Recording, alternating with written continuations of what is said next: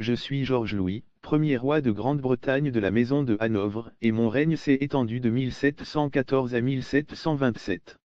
Je suis né en 1660 à Hanovre, dans le Saint-Empire romain germanique.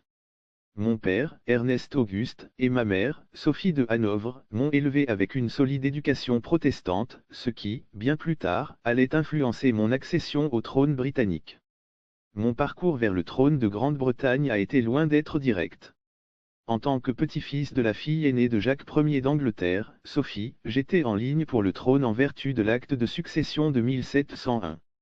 Cet acte, voté par le Parlement britannique, interdisait tout monarque catholique de régner sur la Grande-Bretagne.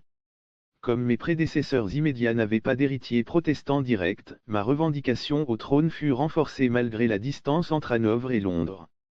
À la mort de la reine Anne en 1714, je fus appelé à devenir roi de Grande-Bretagne, une terre que je connaissais à peine et dont la langue m'était étrangère. Mon couronnement fut marqué par des tensions politiques considérables, car les partisans des Stuarts, connus sous le nom de Jacobites, cherchaient à restaurer la dynastie catholique. Ces révoltes, bien que menaçantes, furent réprimées pendant mon règne, notamment lors de la rébellion jacobite de 1715.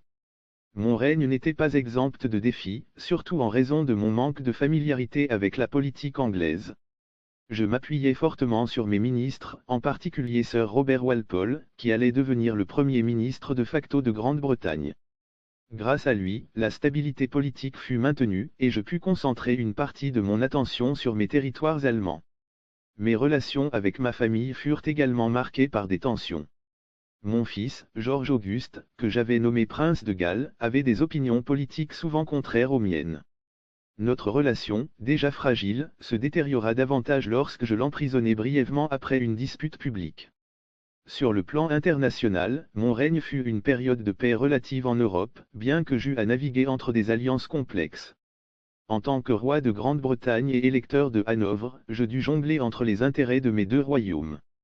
Mon attachement à Hanovre suscita parfois des critiques en Grande-Bretagne, car mes sujets estimaient que je négligeais leurs affaires au profit de celles de mon électorat allemand. Néanmoins, je considère mon règne comme un succès. Sous mon gouvernement, la Grande-Bretagne commença à s'affirmer comme une puissance mondiale.